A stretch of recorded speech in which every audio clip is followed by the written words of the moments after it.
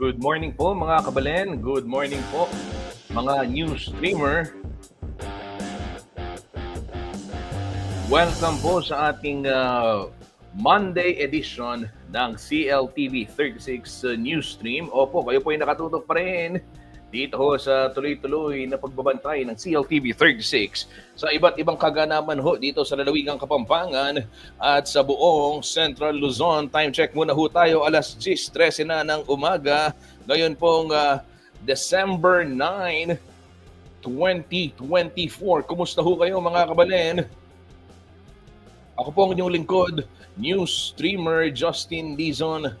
Nakatutok ho ngayon at nakatoka sa pagbibigay sa inyo ng mga balitang makatotohanan at impormasyon na may paggagamitan. Ito ho mga kabalen at importanteng malaman ano nga ba yung mga pangyayari sa ating paligid ngayon pong araw ng Lunes at itong mga nakaraang araw din dahil napakarami hong mga kaganapan dito sa Pampanga ang dapat ho nating subaybayan Ngayon hong holiday season, lalong-lalo na dito sa Christmas capital of the Philippines. Kumusta ho kayo? Kumusta ang inyong weekend? Ayan. At ang inyong nakikita sa inyong mga screen ay itong traffic situation sa North Luzon Expressway. Makibahagi ho kayo sa kwentuhan. Kung meron ho kayong nais ipa-shoutout, meron kayong nais ipa-announce, ay i-comment lamang dito ho sa comment section ng CLTV 36 Newsstream at babasahin niya ni Kuyang Justin para sa inyo. Ayan mga kabalen, hintay lang natin mag 10:15 dahil mamaya mapapanood na rin tayo sa television. Live din ho tayo sa TV at hindi lamang dito sa Facebook. Live din ho tayong napapanood sa YouTube channel ng CLTV 36. Ayan. At CLTV 36 Official. Yan po sa lahat ng mga nakatutok dito sa CLTV 36 Newsstream para ho sa mga nanonood sa kanilang telebisyon. Again, welcome po sa ating CLTV 36 Newsstream. Gaya ho ng aking nabanggit, ito ho ang inisyatiba ng CLTV 36 na maghatid ng mga napapanahong balita, makatotohanang balita at impormasyong may paggagamitan sa atin hong mga kababayan.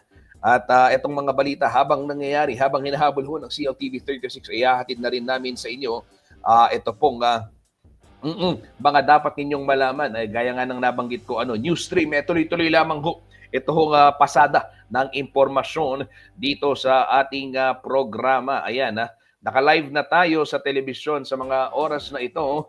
Opo, Signal Channel 115, nationwide ho yan. Napapanood itong CLTV 36. At kung dito naman sa Central Luzon, sa ating 38 cable partners, gayon din sa ating Free TV Channel 36. Kung hindi ka pa nag-scan, may nagtanong sa akin nung isang araw, paano raw ba mag-scan at makuha ang CLTV 36 sa kanilang TV box? Ito po, sa lahat ng mga nakakanood, kunin nyo yung remote. Ayan. O pagkakita sa remote, makikita nyo dyan sa gawing itaas. Meron dyan menu o kaya yung scan. O pagkapindot ho sa scan, may dalawang option, yung manual at saka yung auto scan. You can select automatic scan, auto search. Just make sure that your antenna po is beside your window o kaya naman walang nakaharang na ibang mga mga bagay para ho tuloy-tuloy yung pagkuha ng signal. At ayun, makikita niyo lalabas diyan yung CLTV 36. Opo, make sure lang na nasa magandang location. Hindi naman ho kailangang iakyat sa bubong yan, lalong-lalo na ho dun sa mga naninirahan sa mataas na lugar. Pwede naman ho yan sa tabi ng bintana o di kaya naman kahit sa may labas lang namang pinto, basta walang masyadong harang. Ayan. Ganyan ho, para ho makuha ninyo at mapanood ng malinaw na malinaw sa telebisyon itong CLTV 36. At yung mga ibang kaganapan. Lalong-lalo na ngayon, ang dami hong mga ganap. Nandyan na yung Most Outstanding Kapampangan Awards na amin pong ihahatid sa inyo. Pwede nyo mapanood yan sa telebisyon para mas malinaw. Pwede rin ho sa Facebook. At syempre, yung pinaka-aabangan nating Giant Lantern Festival. Opo, na darating sa araw ho ng Sabado, December 14. Yan ho ang Giant Lantern Festival, mga kabalen. Excited na ba kayo? Ayan, mamaya pakita natin yung ilang preparasyon ng mga barangay, ano? O yung para makita natin at ano nga ba yung mga sorpresa na dapat ho nating abangan dyan sa Giant Lantern Festival. Sige ho, tuloy-tuloy tayo sa paghahatid ng impormasyon. Silipin muna ho natin itong sitwasyon ng trapiko sa ilang bahagi ng North Luzon Expressway para ho sa lahat ng mga bumabiyahe ngayon. Ano? At ilang mga paalala para sa lahat ng mga motorista. Mamaya ho, pasadahan lang natin ang inyong nakikita sa inyong mga screen.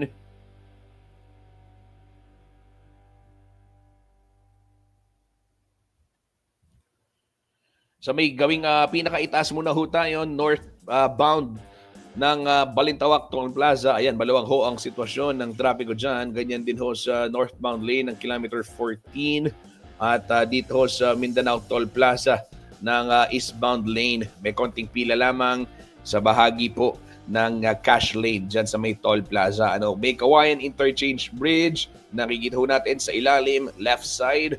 Bagamat may volume ng mga sasakyan, fast moving pa din. Ito hong mga motorista. At itong Bocaue Toll Plaza, napakaluwag na sa sitwasyon o yung sitwasyon sa oras hong ito. At dyan sa may porsyon ng syudad ng San Fernando, rightmost po sa ilalim ay wala halos hong makikitang mga sasakyan sa mga oras na ito. Ayan, 2, 3, 4, ayan, dumami. Nabati ho ni Kuyang Justin. Ayan, mga kabalen, yan ho'y real-time traffic monitoring via NLEX Corporation. Yun hong binabanggit ko kanina, yung mga babiyahe. Opo, mag-ingat po tayo sa kalsada at make sure yung inyong mga sasakyan ay nasa maayos na kondisyon. Tiyakin ho natin na ating mga gulong ay maayos, hindi pudpod, at may sapat na hangin. Gayon din yung ibang blow bagets, huwag kakalimutan. Siyempre, tiyakin ho yung iba't ibang bahagi ng sasakyan ay nasa mabuting kondisyon upang sa gayon ay maiwasan yung aberya, maiwasan yung disgrasya. Ito ho yung pinaka-importante dyan, yung kaligtasan ng mga nasa kalsada, yung kapwa ho natin na mga nagbabiyahe ngayong holiday season. At ito ho sa kaugnay din yan, syempre kailangan tiyakin din na nasa maayos na kondisyon yung ating pangangatawan bago ho tayo bumiyahe. Oo, kailangan, importante yan, yung may sapat na tulog, di ba? O kaya naman ay hindi ho nakainom, hindi lango, upang sa gayon maayos ho yung ating maging pagmamaneho. Ay tandaan ho ninyo, hindi lang naman tayo yung nandyan sa kalsada, ika nga maging ang tawag dito, mapag-unawa ho tayo, unawain din natin. Intindihin din ho natin yung mga makakasabay natin sa kalsada upang sa gayon mapanatili ho nating ligtas ang isa't isa. Ayan. Sa oras hong ito, silipin naman natin yung magiging taya ng panahon mula po sa Pag-asa. Pero bagong yan, mga kabalen, i-like mo na, i-follow mo na itong ating news stream, i-share mo na. Paki-mention ho dito yung inyong mga kaibigan na nais ninyong makasama ngayong holiday season. Ayan, baka namimiss nyo na sila. Mention nyo sila dito. At pag binention nyo, babasahin ko. Sasabihin ho natin, mag-set na kayo ng reunion. Huwag na ho tayong drawing, mga kabalen. Ayan. O ditang managkat. Outing, managkat, get together. Eto na ho yung panahon. Actually, by this time, dapat nakapag-set na. So, sige, kung ikaw nakikinig ngayon dito sa ating CLTV 36 News Stream, i-mention mo na yung kaibigan, kaklase, katrabaho mo na nais mong makabanding ngayong holiday season at kailan ba yung get-together. Ayan, tanungin ho ninyo mga kabalen. Banggitin ko dito at nang sa gayon hindi na drawing. Sawang-sawa na ho yung marami na yung napapagod. Sabi, puro drawing na lang yung mga siniset nating reunion. Totohanin niyo na ho yan ngayong magpapasko, ngayong magbabagong taon. eto na ho yung panahon. Yun nga lang, syempre, sasabay ka sa trapiko, pero ganyan talaga. It's the season of merriment. Ika nga, kabilaan ho yung mga okasyon.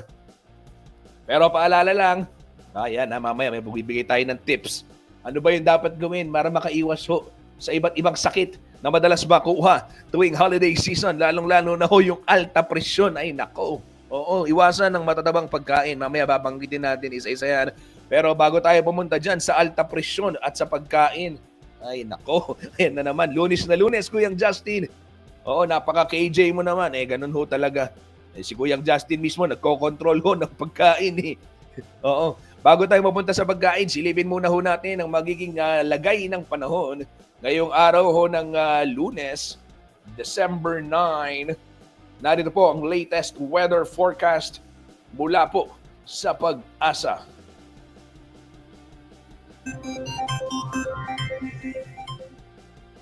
Magandang umaga po, narito ang latest na weather update ngayong araw ng Lunes, December 9, 2024.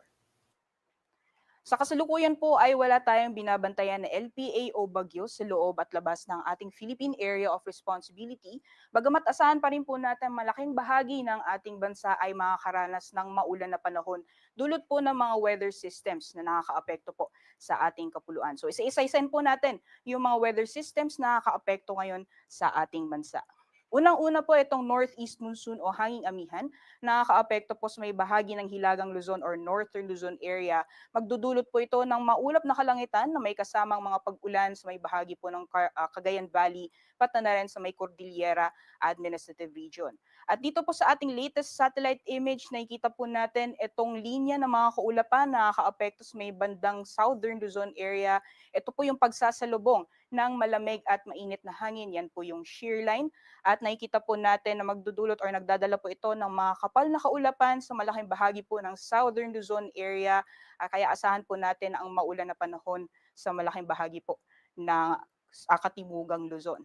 Samantalang dito naman po sa may bahagi ng Palawan, Visayas at Mindanao, may namamataan din po tayong mga kapal na kaulapan na posible pong or magdudulot din ng maulan na panahon sa malaking bahagi po ng Visayas at Mindanao, gayon din sa may Palawan. Yan po yung Intertropical Convergence Zone or ITCZ at asahan po natin na posible po itong magdulot ng makulimlim na panahon sa malaking bahagi ng Southern Philippine area.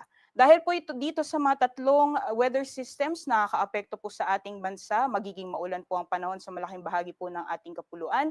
Sa mga susunod na araw, itong shear line po ay posible pa rin pong magdulot ng maulan na panahon. So bukas po, maaaring mas maraming lugar pa ang makakaranas ng maulan na panahon, dulot naman ng epekto ng shear line. Meanwhile, bukas ay posible pa rin pong magpatuloy yung epekto ng Intertropical Convergence Zone sa may bahagi ng Visayas at Mindanao, ngunit mas mababawasan po yung mga areas na makakaranas ng maulan na panahon.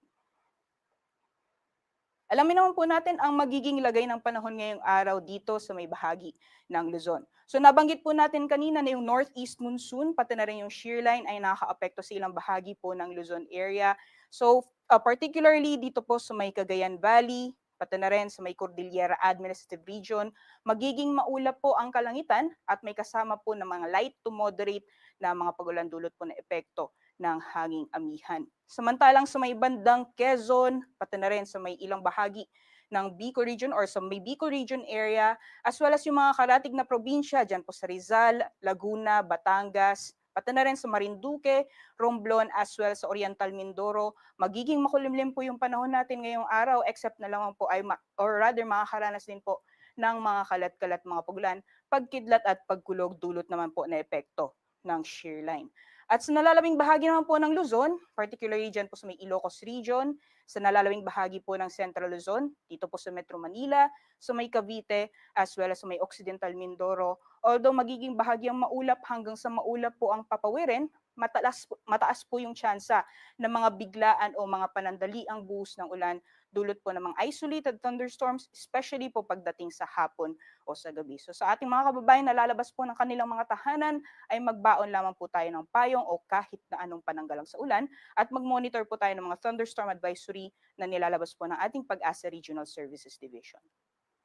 Para naman po sa temperature forecast para sa mga piling syudad dito sa Luzon, medyo may kababaan po yung mga maximum temperatures po natin dahil inaasahan po natin magiging makulimlim ang panahon sa malaking bahagi ng Luzon area. So dito po sa Tugigaraw, nasa 27 degrees Celsius maximum temperatures lamang inaasahan natin at 30 degrees Celsius maximum temperatures naman para sa Lawag. Agwat po ng temperatura para dito sa Baguio ay maglalaro 16 hanggang 23 degrees Celsius. Dito naman po sa Metro Manila ay nasa 24 hanggang 31 degrees Celsius, 25 to 30 degrees Celsius para sa Legazpi City. At para naman po dito sa Tagaytay ay maglalaro 21 hanggang 29 degrees Celsius. Sa magiging lagay naman po ng panahon sa nalalabing bahagi po ng ating bansa dito po sa Palawan, Visayas at Mindanao, gaya po ng nabanggit natin kanina, dahil sa epekto ng Intertropical Convergence Zone ay asahan po natin na buong araw magiging makulimlim ang panahon at may kasama po itong mga kalat-kalat mga pugulan, pagkidlat at pagkulog. Para naman po sa temperature forecast para sa mga piling syudad dito sa Palawan, Visayas at Mindanao, medyo may kababaan din po yung mga maximum temperatures po natin, naaabot ng 29 degrees Celsius lamang dito sa may Kalayaan Islands, 30 degrees Celsius naman para sa Puerto Princesa, 31 degrees Celsius maximum temperatures para sa Iloilo, Cebu, pati na rin sa Tacloban. Samantalang sa Cagayan de Oro, aabot din po ng 31 degrees Celsius at 32 degrees Celsius maximum temperatures naman para sa Zamboanga, pati na rin sa Metro Davao. Sa ngayon po, ito yung ating latest na weather advisory as of 5 a.m. So babala po ito ng mga posibilidad na malalakas na buhos ng ulan sa susunod na 24 oras.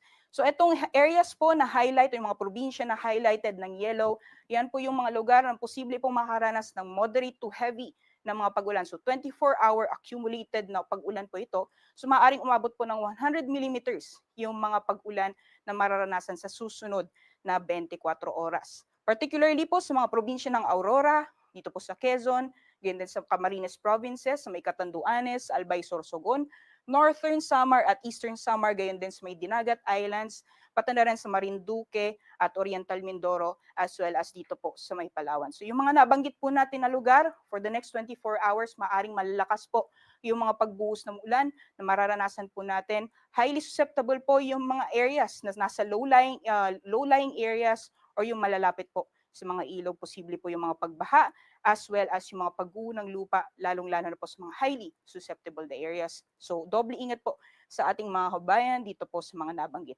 na lugar ngayong araw po ito. Samantalang sa kalagayan naman po ng ating karagatan, meron po tayong babala sa matataas na mga pag-alon sa dagat baybayin po ng Northern Luzon at Eastern Seaboards ng Central Luzon. So particularly dyan po sa may Batanes, sa Cagayan kasama ang Babuyan Islands, sa dagat baybayin po ng Isabela, sa Northern Aurora, pati na rin sa Ilocos Norte, Ilocos Sur, sa northern portion ng La Union at sa western Pangasinan. So maaring umabot po ng 5 meters yung taas ng mga pag-alon po dyan. So delikado pong pumalaot, lalong-lalo na po sa ating mga kababayan na may mga maliit na sakyang pandagat at ating mamamayang mangingisda. So inaabusuhan po natin yung mga nabanggit na areas or mga kababayan po natin na huwag po munang pumalaot sa mga sabing baybayin. Ngayong umaga, ang sunrise po natin 6:10 a.m. at lulubog po mamayang 5:27 p.m. Para sa karagdagang impormasyon, bisitahin lamang po ang aming social media accounts at ang aming website bagong.pag-asa.dust.gov.ph. Yan lang po latest mula dito sa Pag-asa Weather Forecasting Center. Ako po si Rhea Torres. Magandang umaga po at ingat po tayo.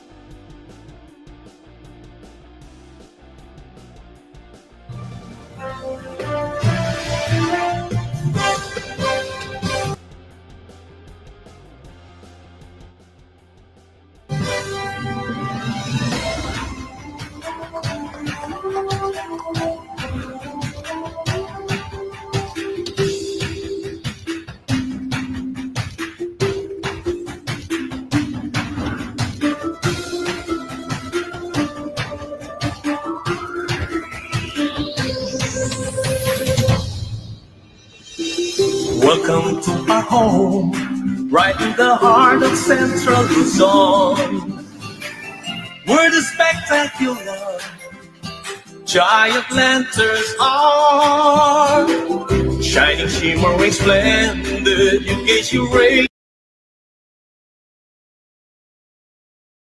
endlessly. We are Philippines, culinary capital. Malambot, masanting, warm and friendly, gamalens, honest and hardworking.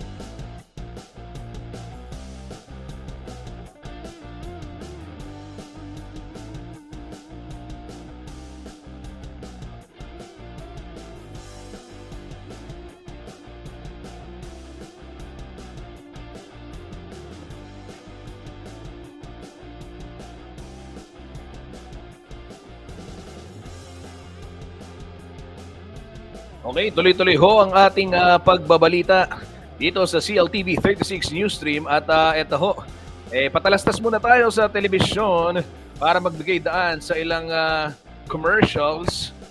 Opo, mga kabalen.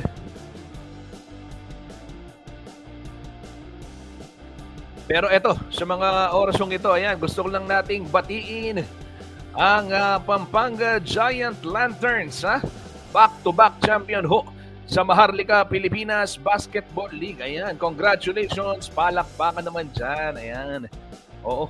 At itong highlight video na inyong nakikita ay mula ho sa Facebook page ng PGL o ng Pampanga Giant Lanterns. Ayan, talagang gumawa ho ng kasaysayan itong ating mga pambato sa hardcourt matapos pong ma-sweep 3-0 ang Quezon Huskers at muling maging kampyon dito pong Maharlika Pilipinas Basketball League, kung saan napatunayan talaga nila na iba ho ang tikas ng mga Kapampangan pagdating sa basketball. Ayan, nakita ho natin mga kabalen, mismo si Pambansang Kamao Hall of Famer Manny Pacquiao ang nag-abot nito pong gintong tropeo sa ating mga manlalaro at kay Governor Coach Dennis Delta Pineda. Siyempre, back-to-back Coach of the Year din ho si Governor Coach Dennis Delta Pineda at back-to-back MVP.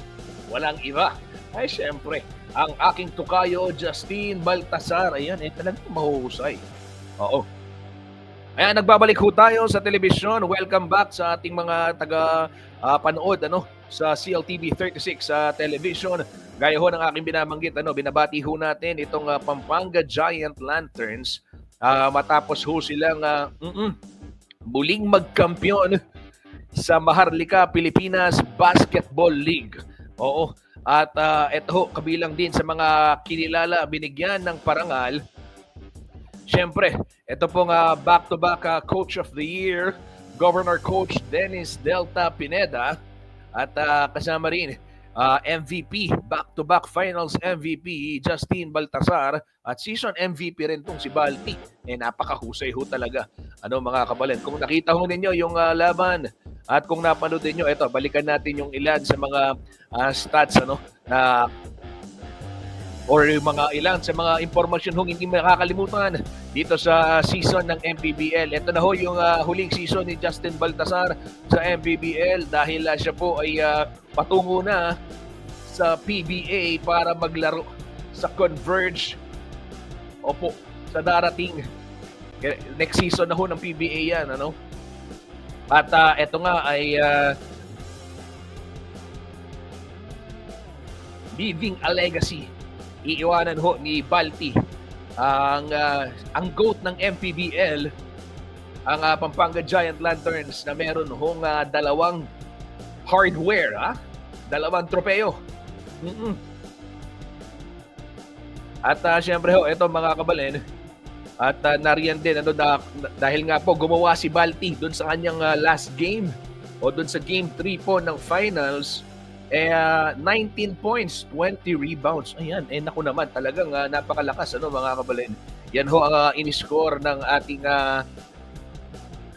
Pride of Pampanga, Pride of Mabalacat City. Justin Baltazar, kumamada ho ng 19 points at 20 rebounds para matulungan umalagwa, magtuloy-tuloy na iwan ho ng Pampanga Giant Lanterns ito hong Quezon Huskers. Doon pa mismo sa home court sa Brenzy Giao, nito pong Sabado yan, ang ending 65 para sa Pampanga, 61 para sa Quezon. Kinapos po ng 4 na puntos, but Quezon gave their all. Talagang lumaban ho sila at this is the closest fight doon sa championship.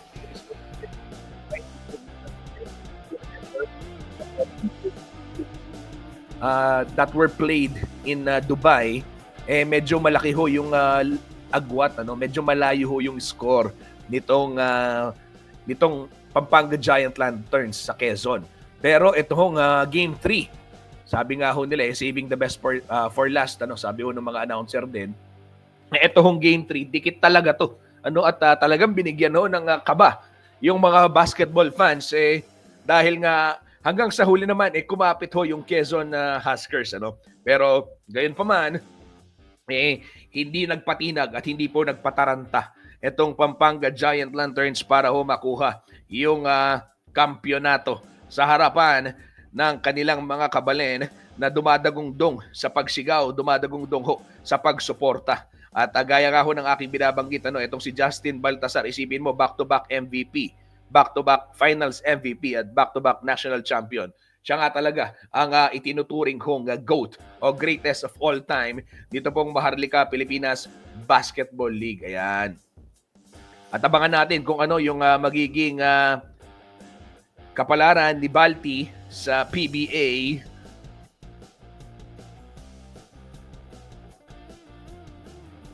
Ito po, si Governor Coach Dennis Delta Pineda ay ang ating 2024 Coach of the Year. Back-to-back din ho yan.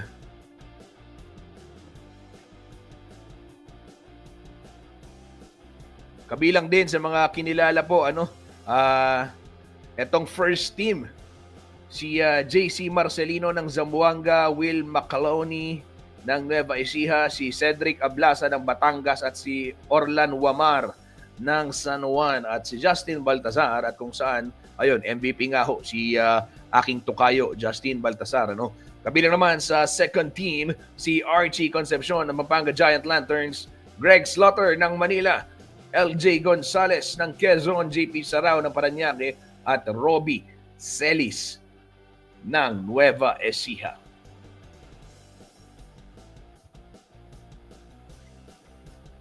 At ayan ho ang ilan sa mga award, ano.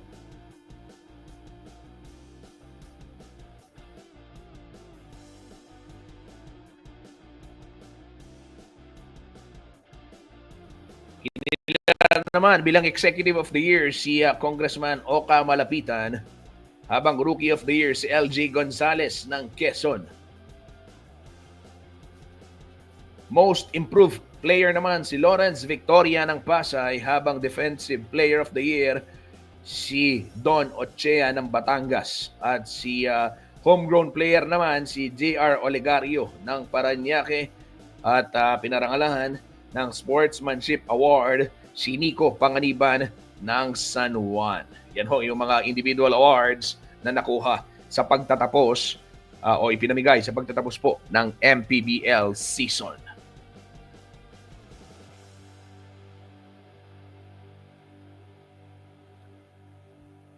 Maliban ho sa MPBL o dito ho sa Balitang Sports, ano, ay sa kasaysayan na ginawa ho nitong Pampanga Giant Lanterns, nasaksihan din ho natin yung kasaysayan dito ho sa Angeles City, kung saan naman idinaos po yung solemn dedication ng Pisambang Maragul. Ito, pakita ho natin mga kabalin, ano. Ginawa ho ito nung araw din ng Sabado, December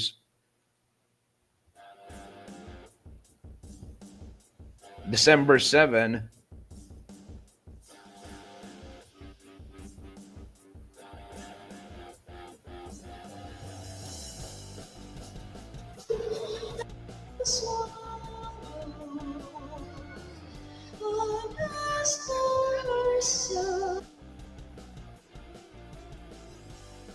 kung saan pinangunahan po ni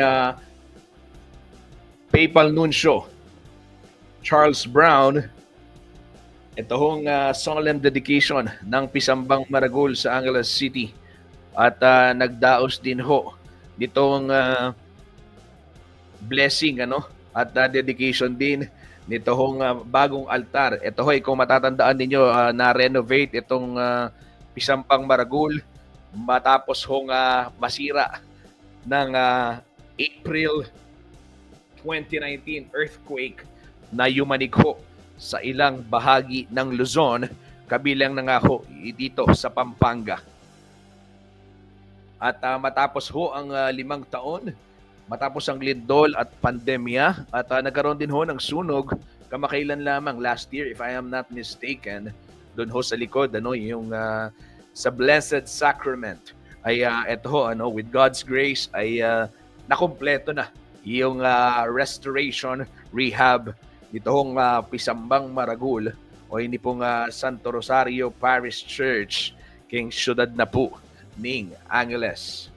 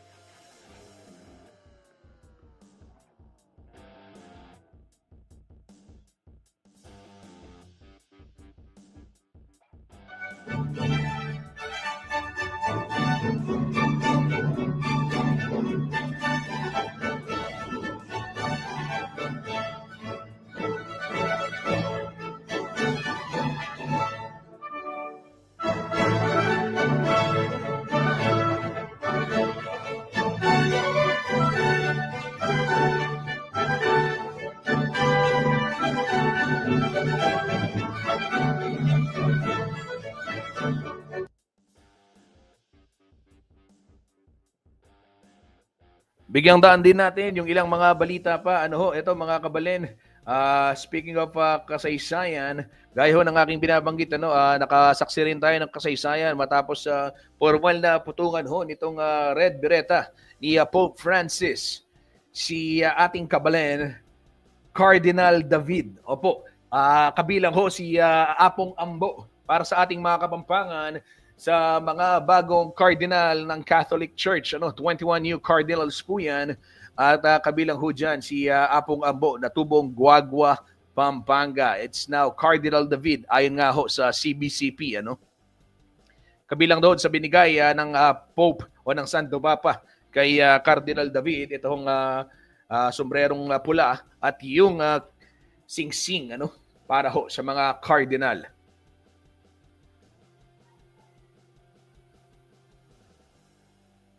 Ayan, isa rin ho yan sa mga pinagmamalaki ng mga Kapampangan. Opo, si Apong Ambo. Maalala ko dati, nung parish priest pa ho, si Apong Ambo, bishop. Sanay pa ako sa bishop eh. Si Cardinal Ambo, si Cardinal David, opo. Nung parish priest pa siya dito sa may Angeles City, naging kura paroko ho siya nitong Pisambang Maragul. At madalas ko ho siyang bisitahin doon sa kumbento para sa mga interviews dahil during those times, he was very active doon sa restoration ho ng mga waterways sa Angeles City. Yung paglilinis ng mga creek, ng mga ilog. Isa ho yun doon sa mga advokasya na isinusulong niya bilang kura paroko at naging aktibo rin ho yung simbahan doon sa pakikilahok dito ho sa paglilinis nga ng mga katubigan upang maiwasan yung pagbaha, maiwasan ho yung pinsala sa komunidad. Ganyan ho kaaktibo sa komunidad itong si Cardinal David. Opo. At kahit na busy-busy ho si Bishop Ambo that time, opo, Cardinal David talagang dinana ko pong oras. Kaya nakan ko pa mo po kanita. Pero sipunan ko pa dapin. Pero dinana ko pong oras. Baka niya po kaganakan tao. I-Bishop o Cardinal David. Ayan. Pag maragul tayo po. Opo, metong niya po ka rin tutong magserbisyo. King Gino. Magserbisyo king komunidad. Sana po dakala pa. Remparing kalupa ng Cardinal David. Ayan. Silipin pa ho natin yung ibang mga balita dito sa Facebook page ng CLTV 36.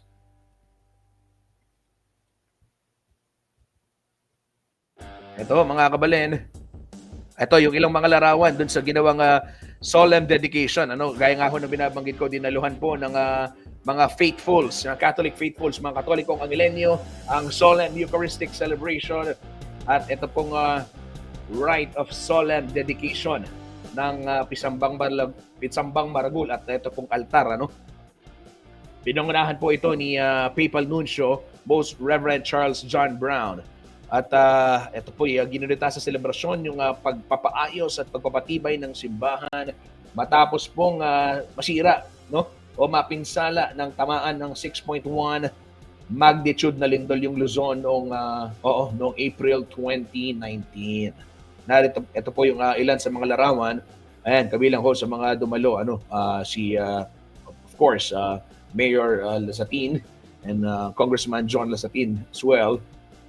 At ilang mga opisyal dito pong lungsod. At gayon na rin ho, yung ilang mga leader sa komunidad at yung maging ating mga kapatid na katutubo ay nandyan din.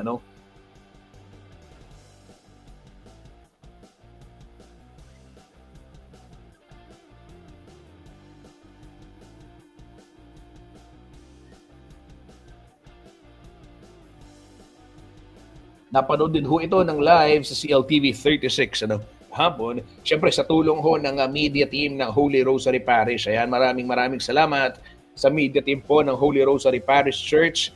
Oo, lalong-lalo na yung dati kong estudyante, kung nakikinig ka man ngayon, Glan Manalo. Ayan, nakaka-proud kayo, ang uhusay ninyo. Ayan. Ito ho ilan sa mga larawan na kuha dyan sa naganap.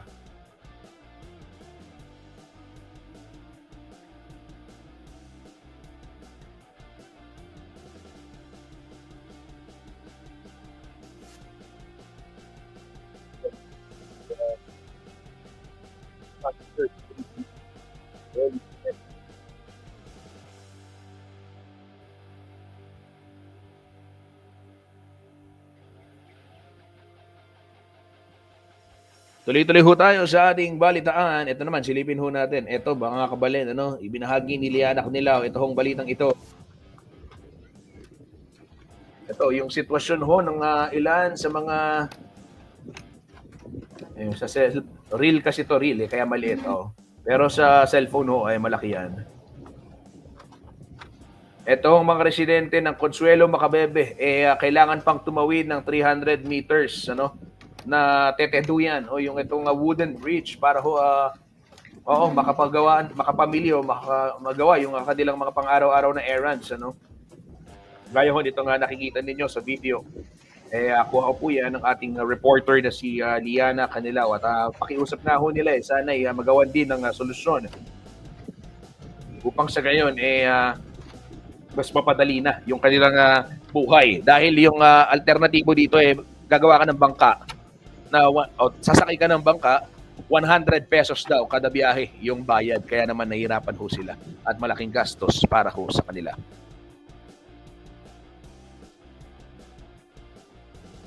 Ito yung cloud staff naman, ayan. Pinakitaan tayo ng cloud staff sa kanilang Christmas party. Mga kabalen, dahil ayan, pakita ko sa inyo. Hindi biro Air supply lang naman ho, mga kabalin, yung nagtanghal dito ho sa party ng cloud staff. Siyempre, namigay din ho sila ng mga papremyo na labis ikinatuwa ho ng kanilang mga empleyado. Ayan.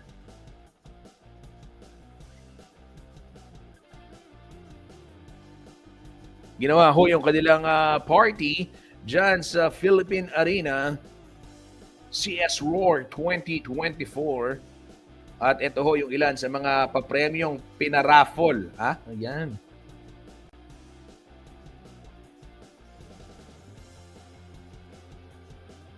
Ito ho yung mga Legend Air Supply na nagtanghal. Mga kabalan, magpapaalam ho ako ng 10:54 sa telebisyon, pero tuloy-tuloy yung pagsistream natin ng ilang mga balita dito sa ating news streaming live. Sa mga naghahanap po ng mga makakatuwang sa kanilang pagbabiyahe, para sa mga lalong-lalo na sa mga visa assistance, airline ticketing, tour packages at iba pa, bukas na ho dyan sa Robinson Star Mills, Pampanga, yung Sky MC Godspeed Travel Services. Opo, nandyan yan sa may tapat ho ng Robinson sa department store. Handang-handa na ho silang magbigay serbisyo sa ating mga kabalen na nais ikumpletuhin yung kanilang travel goals. Yan, maraming salamat sa mga tumutok sa atin sa telebisyon. Yan, thank you po, thank you. Ito yung ilan naman sa mga larawang kuha dyan ho sa grand opening ng Sky MC Godspeed Travel Services sa Robinson Star Mills, Pampanga. Ayan.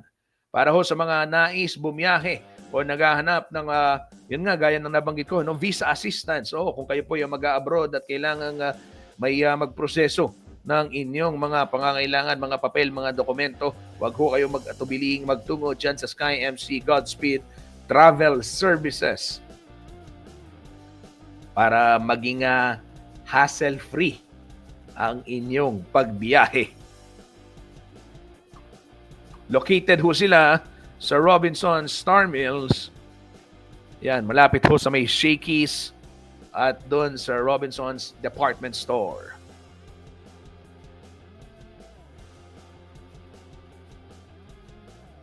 Yan, nanonood si Brian Limbag watching from Silang, Cavite. Pa-shoutout po. Ayan, maraming salamat Brian sa iyong panonood sa ating programa.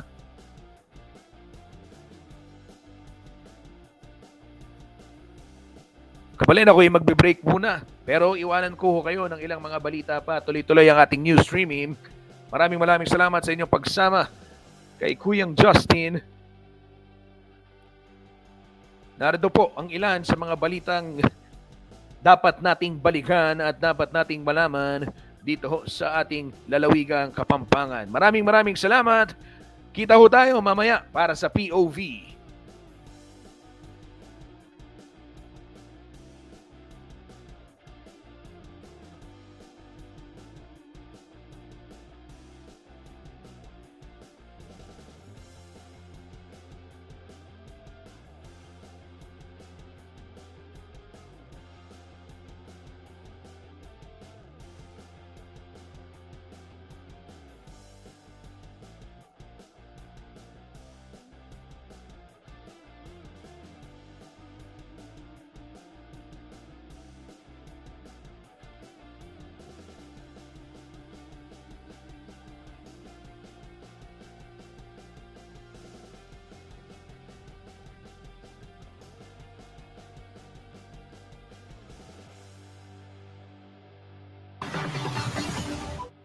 Sa loob ng mahigit isang siglo, naging tradisyon na sa siyudad ng San Fernando, Pampanga ang pasiklaban ng mga higanteng parol tuwing Christmas season.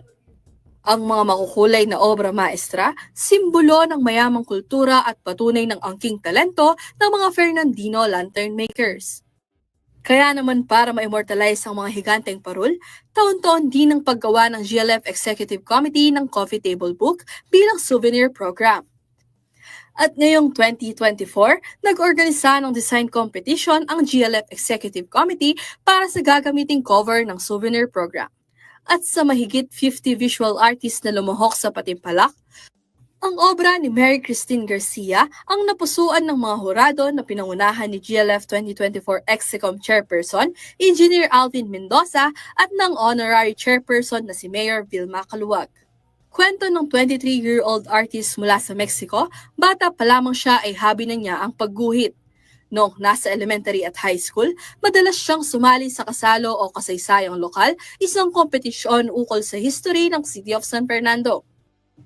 Ito anya ang pinanghugutan niya ng inspirasyon sa kanyang obra para sa GLF Coffee Table Book. Yung knowledge ko regarding that, it sparked my interest, no, in yung passion ko to uplift our identity as Kapampangan. It was not just purely out of my personal interest. Mixed media ang ginamit ni Garcia sa kanyang entry. Para sa artist, ang paggawa ng mga parol ay pagpapakita ng makulay na tradisyon ng probinsya at ang mga parol ng San Fernando ay ang nagbubuklod sa nakaraan at sa hinaharap. I am dedicating my art to our culture, history, and language as a Kapampangan. No? And I am really honored to be part of the history of the Giant Lanterns. Nakatulong sa kanya ang pagiging mulat sa kultura, tradisyon at kasaysayan ng lalawigan. So it's really important, no, to get to know our culture and identity as Kapampangans. Without it, who are we as individuals, no? And it should not be forgotten. Iningganyo naman ni Garcia ang mga kabataang nais isulong ang kanilang sining. I am urging my fellow Kabalens, no, to show off their skills, no, and don't be afraid to try new things. No? Be proud of your identity and learn to defend and appreciate your culture. No? Nakatakdang mapamahagi ang libro sa December 14, ang mismong araw ng Giant Lantern Festival. Mapapaloob dito ang history ng GLF, ang mga tagumpay at hamon nito, at ang mga historya ng 10 barangay na lumahok sa kompetisyon ngayong taon. Ashley Punzalan, CLTV 36 News.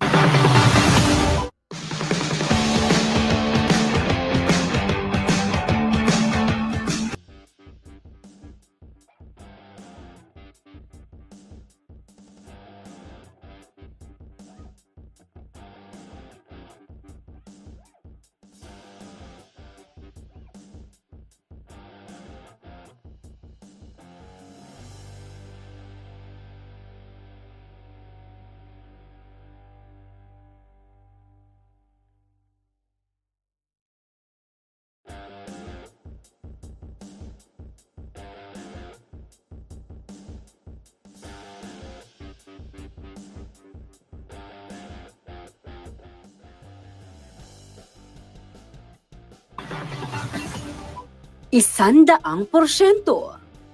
Ganito katindi ang kumpiyansa ng Barangay San Jose na may uwi ang titulo sa Giant Lantern Festival o GLF 2024. Ang kanilang mindset, mapagtatagumpayan nila ito sa pamamagitan ng kanilang cooperation at unity. Unang-una po, tulong-tulong kami. Meron po kami sinugod dito, Kapampangan, Abi-Abi, Saup-Saup. Kasi po, yung mga tiga San Jose, mula po pagkaisip, katulad ko, mula nung magkaisip na ako, gumagawa pa kami ng Giant Lantern. Kapag hindi gumawa ng Giant Lantern ang Barangay San Jose, yung mga tao nagagalit. Isa ang Barangay San Jose sa mga hindi nawawala tuwing may tagisan ng higanting parol. Dahil ayon kay Kapitan Loreto Tumang, hanggat may Giant Lantern Festival, mayroong entry ang San Jose. Lalo pat hindi na raw kabilang sa kanilang alalahanin ng pondo dahil sa malaking subsidy na ibinibigay ng local government, gayon din ang in-kind donations. Kung dati humuhugot pa sa sariling bulsa, ngayon hindi na nila ito pinoproblema. Ini-invite ko po kayo sa Giant Lantern Festival sa December 14 po. Para makikita niyo po yung mga maganda at panibagong mga gimmick, palagay ko po meron po niyan. Sigurado ko po, masisiyahan kayo, hindi lang buong Kapampangan, buong Pilipinas po. Imbitado po kayong lahat. Pumunta po kayo dito sa bayan ng San Fernando. Dito po yung Home of Giant Lantern Festival. Ang entry na aabangan sa San Jose, kombinasyon daw ng classic at modern na disenyo ng higanting parol. Samahan pa ng teamwork. Sure win na nga kaya ang barangay? Yung teamwork namin nandyan eh. Kung wala yung teamwork, hindi mapapadali yung trabaho. Saka yung makakatulong din sa akin para mapabilis at mapa-easy yung trabaho ko bilang lantern maker. Samantala, malapit na magbigay kulay at liwanag ang Giant Lantern Festival 2024 sa December 14 sa Robinsons, Star Mills, Pampanga. Sa mga hindi makakapunta, maaari pa rin mapanood ng live ang inaabang ng tagisan ng mga higanteng parol sa CLTV 36 at sa aming social media platforms. Liana Canilaw, CLTV 36 News. Utos sa iba, hindi pwedeng ibigay sa security officer.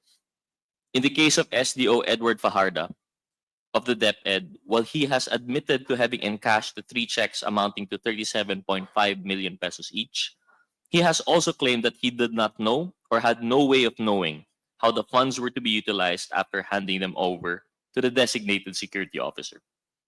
Mr. Fajardo stated that since it was Colonel Nolasco who is the expert in confidential operations, it was Colonel Nolasco who supposedly made the disbursements of the confidential funds in different localities.